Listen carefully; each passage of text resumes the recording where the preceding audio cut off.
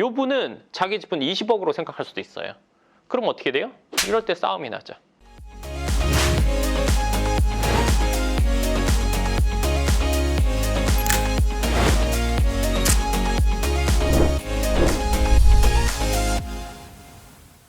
반갑습니다. 연금처럼 월세 받게 해주는 연금형 부동산 연구소 황 소장입니다.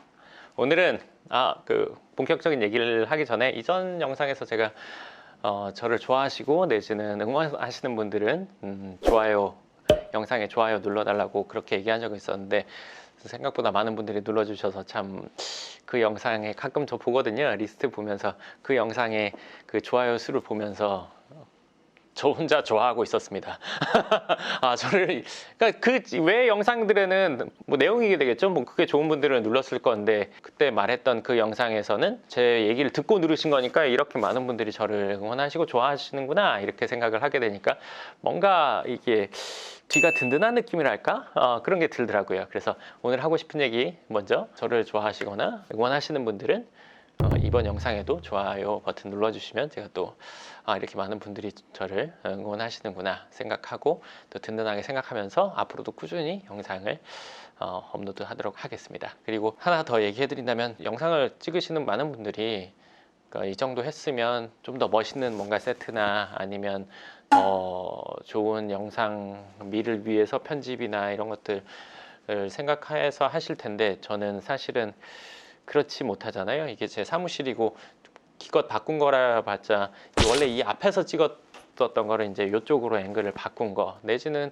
그 외에는 현장 나가서 찍는 거 그게 제가 일을 하는 진짜 모습이고 꾸미지 않는 그게 사실이고 현실인 거 상태에서 제가 하는 게 저는 맞다고 생각하거든요. 뭐든지 전 좀 꾸미거나 아닌 거 과장되게 얘기하거나 그런 노력을 하는 거가 저는 어색하고 불편하거든요. 그래서 그런 부분을 아직까지는 편하지 못해서 제가 있는 대로 찍는 거 그리고 있는 대로 보여드리다 보니까 좀 멋있거나 이런 부분은 덜 하지만 제가 현장에서 겪는 거나 생각하게 된 거를 최대한 내용으로는 전해드리려고 노력한다는 거 알아주시면 좋겠습니다. 그리고 원래 이쪽에서 이쪽으로 바꾼 거는 많은 분들이 여기가 너무 골방 같아서 좀 그런 느낌이다 그래가지고 좀 이렇게 보면 사실 제 방이 되게 크거든요.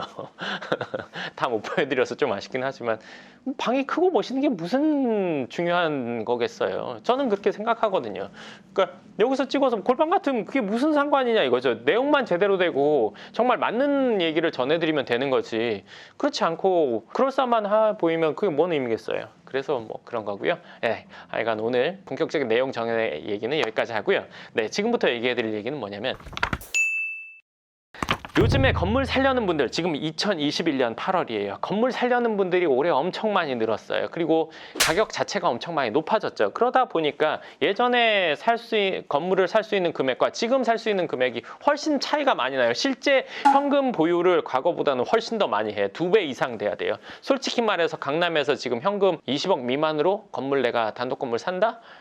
위치가 많이 빠지거나 아니면 크기가 작아서 땅의 크기가 작아서 나중에 신축해도 별로 크기가 안 나오는 것들 이런 것들은 살 수 있지만 좀 괜찮다고 하는 것들은 전혀 접근하기가 어렵고 매물이 나온다고 하더라도 아주 높은 가격에 나오거든요. 그러니까 매물 자체가 지금 급격히 줄어든 상황이에요. 그러다 보니까 뭐 10억이나 10억 초반에 갖고 있는 분들이 일단은 강남에 와서 보다가 점점 멀리 해서 뭐 서울에 좀 바깥쪽이나 아니면 서울 아예 바깥인 뭐 경기도권이나 지방으로 내려가는 경우들이 요즘 많단 말이에요. 왜냐면은 A급인 지역에서 내가 내 자금 가지고 단독 건물 사기는 어렵고 하다 보니까 찾다 보니까 뭐 완전 뭐 안쪽이거나 이런 쪽으로 가게 되는 상황인데 제가 오늘 해드릴 얘기는 뭐냐면 첫 번째 이거예요. 첫 번째 본인이 10억 뭐 10몇 억이 있으면 그 비슷한 상황의 금액이 있는 분이랑 합쳐서 안쪽에 있는 A급 지역으로 건물 사시는 게 훨씬 더 득이에요. 자산 가치적으로 훨씬 더 득이라는 거예요. 근데 이 얘기에서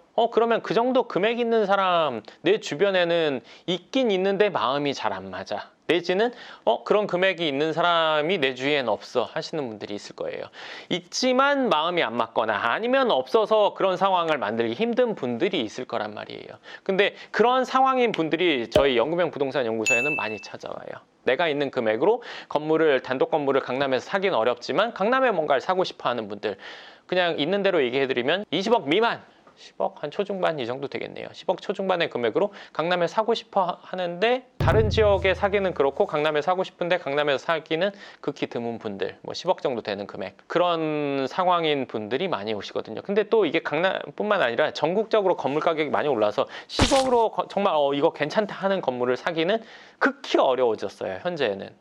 그렇기 때문에 이러지도 저러지도 못하는 분들이 있거든요. 그런 경우에라도 주위의 사람들과 비슷한 여건의 사람들과 3명이 합쳐서 30억 가지고 6, 70억짜리 건물을 산다. 이게 훨씬 더 나은 선택이지 10억 가지고 그냥 온전히 나는 내 건물 중요해, 내 이름으로만 된 거, 이래서 외곽 가서 사는 것보다 이 3명이 합쳐서 사는 게 훨씬 더 나은 선택이라는 거 일단 첫 번째로 얘기해 드리고요. 두 번째, 주위에 없어요. 그리고 주위에 있더라도 마음이 안 맞아요. 그런 분들은 연구명 부동산 연구회사에 찾아오시면 그런 분들끼리 마음에 맞는 분들끼리 엮어서 할 수 있게 도와드릴 수가 있어요.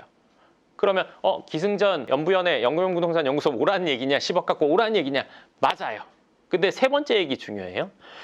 자, 주변에 있지만 마음이 안 맞거나 주변에 없어요. 주변에 없는 분들은 주변에서 뭐 찾아보거나 소개로 뭐 찾아보셔도 돼요. 그리고 만약에 주변에 있는데 마음이 안 맞는 분들은 어떻게 마음 맞추는지 제가 얘기를 해드릴게요. 세 번째는 뭐냐면요, 같이 건물을 사서 2명, 3명 내지는 뭐 대여섯 명이 같이 10억씩 해서 건물을 샀다고 쳐요.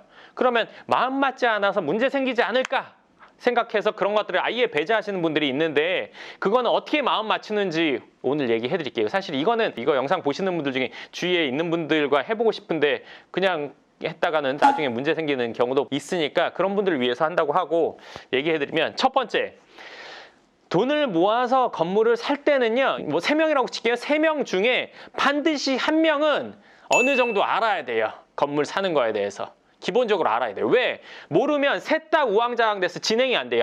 그리고 1명이 어느 정도 알면 이 사람한테 예를 들어 잘못됐을 때 책임 묻지 않는다고 하고 이 사람에게 정권을 위임해줘야 돼요. 적어도 나보다 난 사람, 그러니까 나보다 이 건물 시장을 내지는 건물 거래를 아니면 그 근처에 아는 사람들이 있는 사람, 이 사람한테 나보다 많이 한다는 걸 인정하면 이 사람한테 정권을 위임해줘야지. 그렇지 않으면 셋 다 우왕좌왕.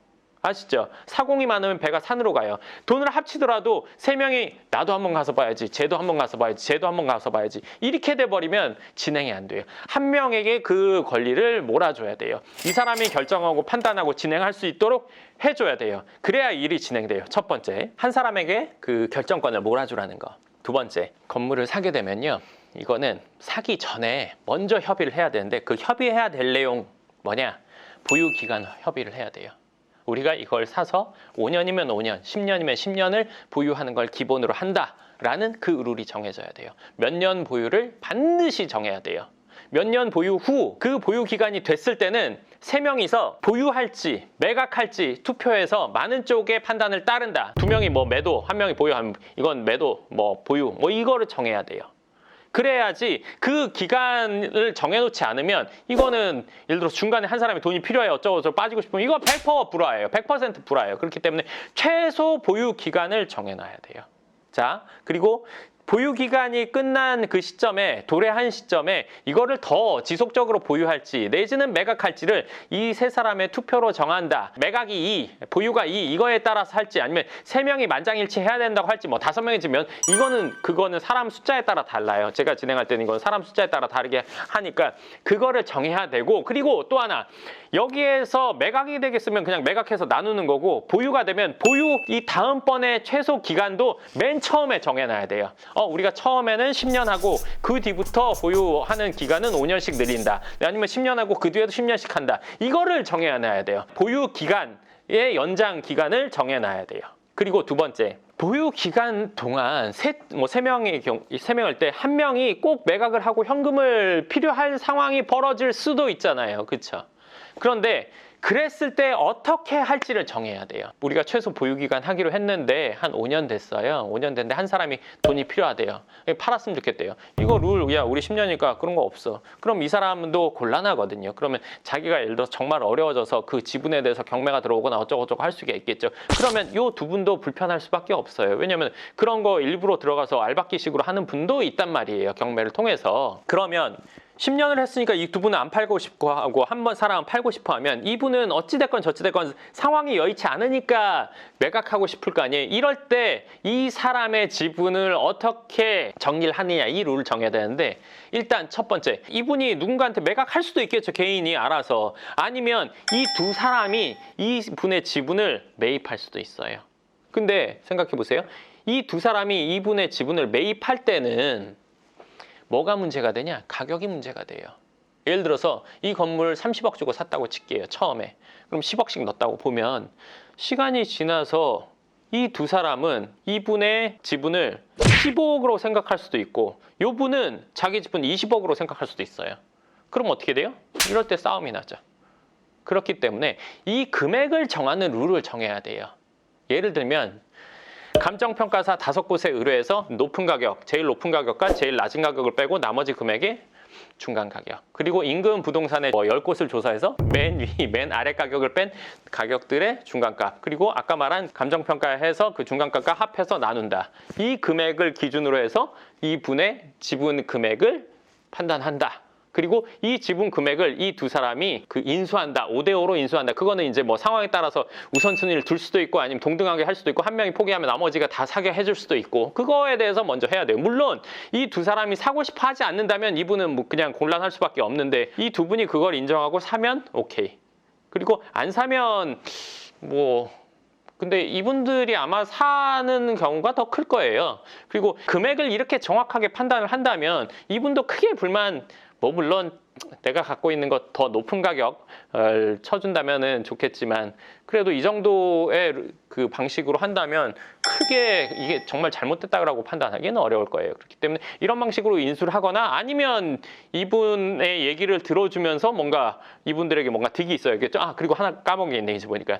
이렇게 해서 금액을 판단해서 파악을 해서 이 두 분이 사는데 10년의 기간이 도래하기 전에 중간에 이분이 이렇게 한다면 조사한 금액에서 10%나 5% 낮은 가격에 이 두 사람이 인수한다. 그럼 이분들도 살만한 이유가 있죠. 일반 시종 가격에서는 예를 들어서 10억인데 아니면 9억에 인수한다. 아니면 9억 5천에 인수한다. 그렇다면 이 두 분도 사고 싶은 마음은 들 거예요. 그러니까 기간을 채우지 않은 대신 그만큼의 어떤 페널티를 준다는 거고. 그리고 10년이 됐어요. 그럼 10년이 됐을 때는 투표를 했는데 매각해야 된다. 이 결론이 났어요. 그런데 누군가 한 사람은 그럼 내가 사고 싶다 할 수도 있잖아요. 그럴 때는 앞서 말한 감정평가사랑 인근 부동산 그걸로 조사한 금액에 이분이 우선으로 산다 하는 룰을 주면 더 좋겠죠. 팔아도 그 금액이고 이 사람이 사도 그 금액이니까. 그러면 그렇게 된 금액으로 이 사람이 첫 번째로 사게 한다. 이거는 내용을 넣을 수도 있고 안 넣을 수도 있어요. 이거 팔 수도 있고 하니까요. 그리고 이거에서 또 5년 진행을 한다면, 예를 들어서 보유로 쪽으로 판단이 나서 5년을 더 보유를 한다면 중간에 마찬가지로 팔고 싶어 하는 사면 5%냐 3%냐 10%냐 그거는 상황마다 다르겠죠.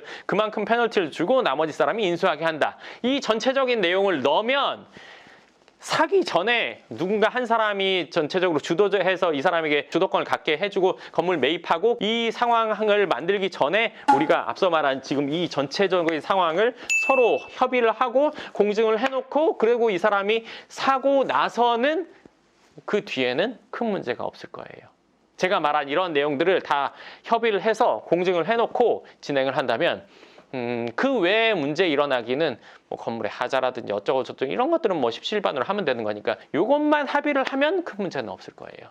그렇기 때문에 몇 명이 같이 사시려고 하는 분들은 제가 오늘 말씀드린 거에 대해서 한번 같이 하려는 분들이랑 얘기를 해보고, 그리고 거기에 대해서 합의가 되면 그거 한번 진행해 보셔도 되고, 앞서 말씀드린 것처럼 나는 그렇게 오케이 하고 싶은데 주위에 없다면 영구병 부동산 연구소 오시면 비슷한 여건의 사람들 아니면 비슷한 직업군 의사면 의사인 분들 같이 묶어드릴 수도 있고, 사업하시는 분들은 사업하시는 분들 묶어드릴 수 있고, 물론 그런 걸 진행함에 있어서 저희가 전체적으로 문제 상황에 있을 만한 것들을 다 검토해서 이외에도 몇 가지가 더 있는데 제가 아까 말씀드리는 것들이 가장 큰 틀이에요. 그러니까 그런 것들을 다 내용을 합의를 하고 나서 진행할 수 있게 도와드립니다. 네. 제가 지금 오늘 그거에 대해서 꼭 필요한 내용들을 생각해서 얘기하다 보니까 머리는 빨리 돌아가고 입은 천천히 나와서 좀 말이 꼬이긴 했지만, 이 내용들에 대해서 충분히 협의를 하고 공증을 해놓고 진행하시면 만에 하나 분쟁이 일어나더라도 해결하기가 훨씬 더 쉬우실 거고, 웬만하면 분쟁은 잘 안 일어날 거예요. 물론 세상에 100%라는 건 없으니까. 하지만 이거에 대해서 정도만 합의하시더라도 큰 문제는 좀 피할 수 있을 겁니다. 네, 그러면 일단 내 금액이 그렇게 많지 않아서 A급 지역을 못 가는 분들은 한번 주유소에서 찾아보시고 그게 찾아지신다면 앞서 말한 내용들 한번 참고하셔서 협의를 하고 A급 지역에서 건물을 한번 찾는 걸 진행해 보시면 좋을 것 같습니다. 네.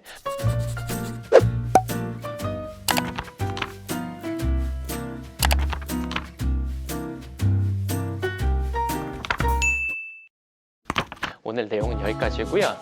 그리고 지금 8월인데요.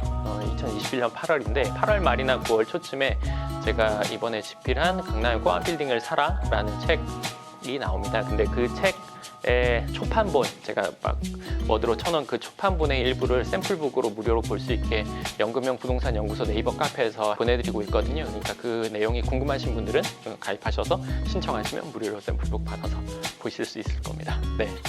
그러면 오늘 영상은 여기까지 하고요. 다음번에 또 뵙겠습니다. 감사합니다.